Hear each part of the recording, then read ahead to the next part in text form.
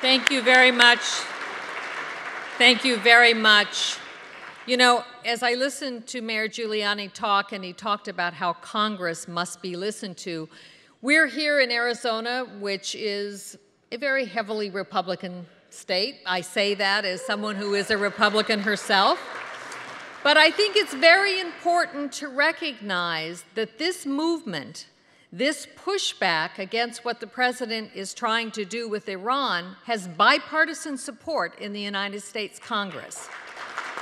And I think we need to thank those Democrats who have been willing to stand up to the leader of their party, people like Bob Menendez, who is the ranking member on foreign relations. He and Senator Paul Kirk have introduced legislation which would, in fact, enforce Congress being able to have a say in those Iranian negotiations.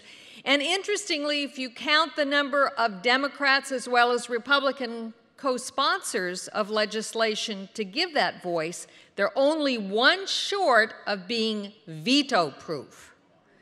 So this is important for you to know. It is important for all Americans to know, because these are not people in Washington who can do their own will. They represent us. And so it is up to us to make sure that they know that we want to say no to a nuclear-armed Iran, and we expect our elected leaders to stand up for that.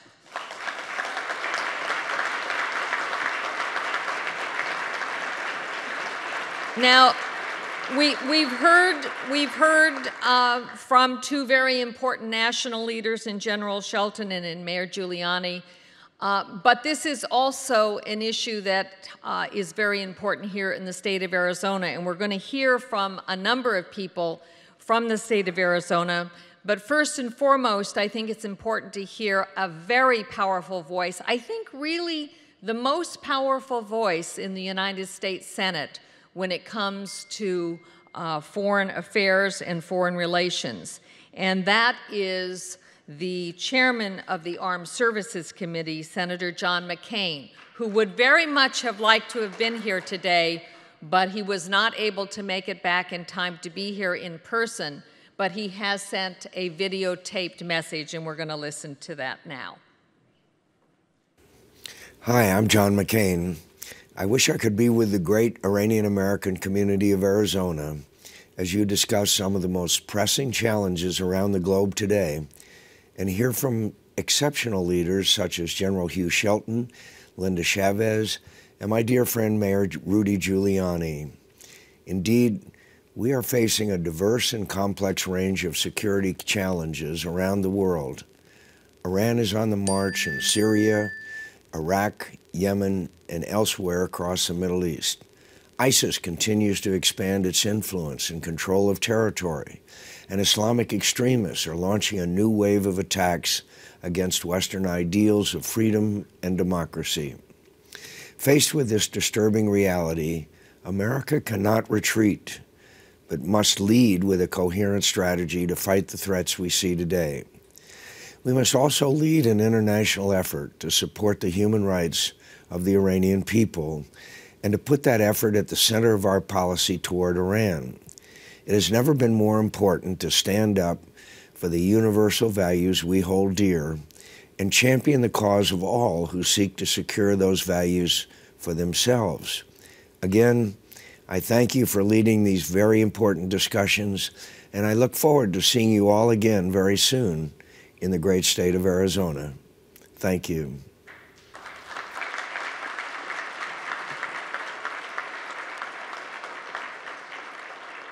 As always, we have many more important people here than we have time to give each and every one of them a chance to speak, but I do want to recognize some of the important elected leaders who are here with us today, and we'll be hearing from some more as well. I'd like to recognize, if you could stand and when I call your name, Senator Kelly Ward, also Senator John Kavanaugh,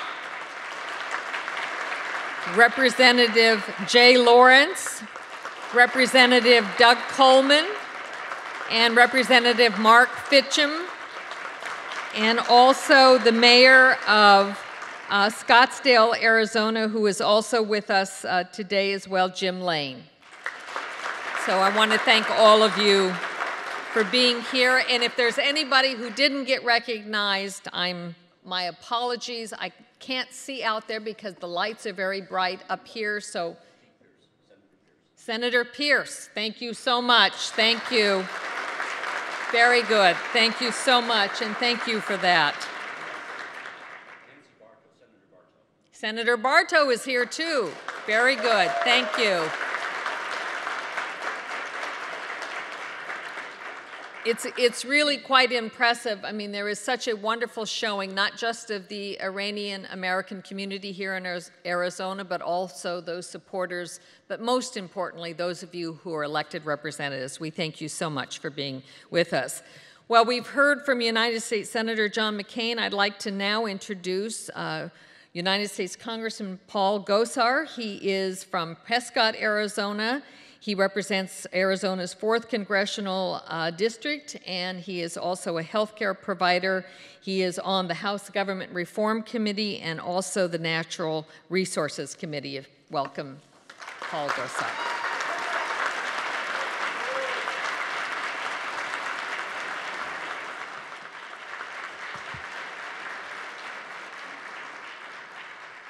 I was sure glad that Senator McCain stepped in behind Mayor Giuliani. You can't do better up after that.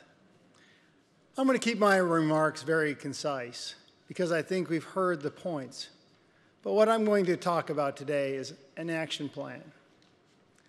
When you take a look at time, the ebbs of sand move, and you can't recapture those.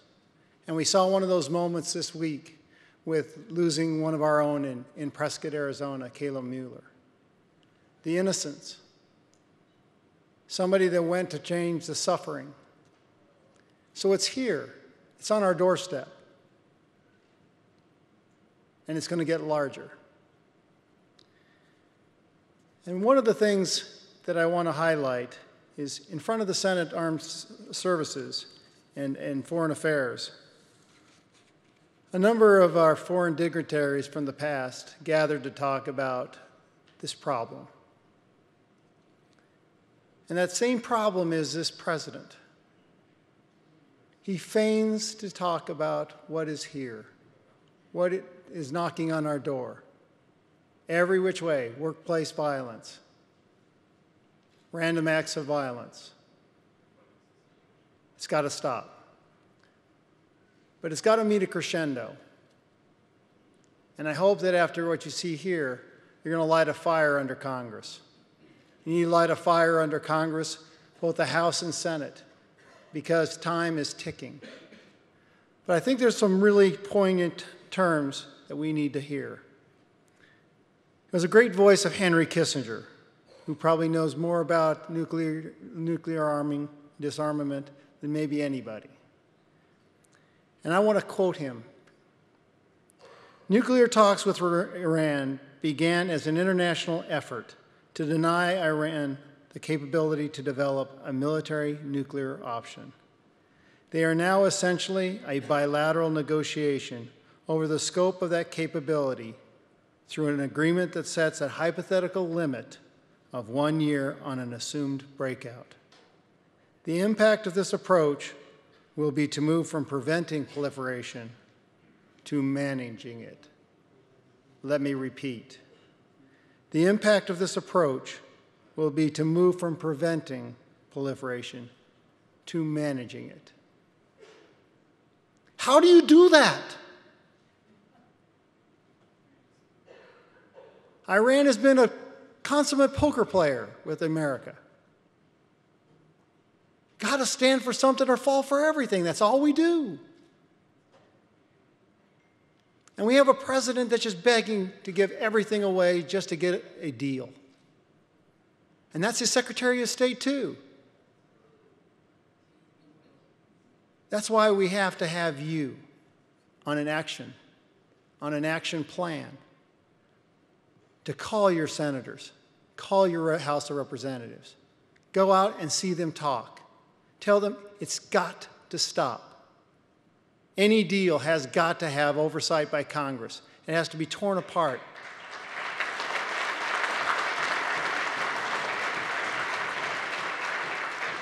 It has to be looked at every single step of the way. And it's got to be able to be either brought down or held up by Congress. That is key. Something is unusually the same with this president and the regime in Iran: the lack of the rule of law.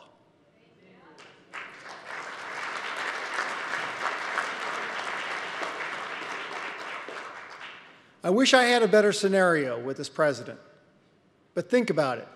Fast and Furious, Benghazi, IRS, the AP reporters, James Rosen.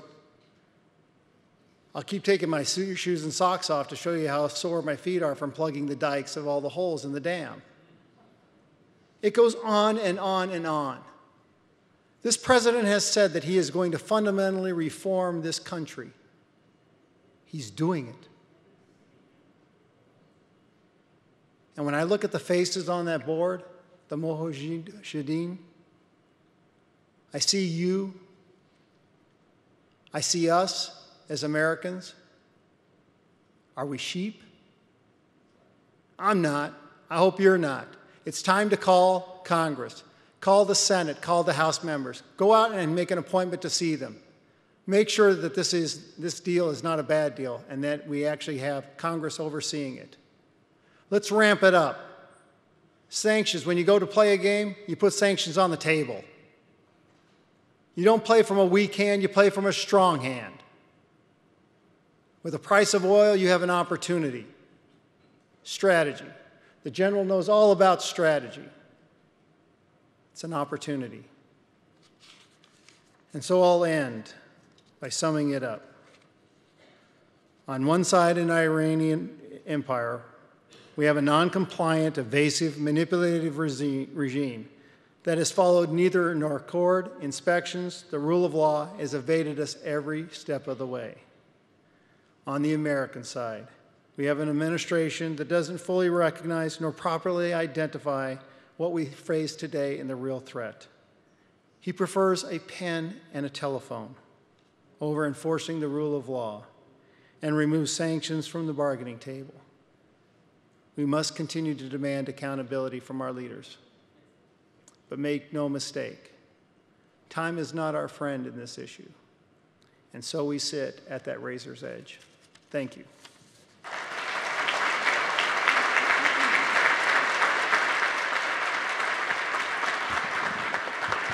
Thank you very much, Congressman.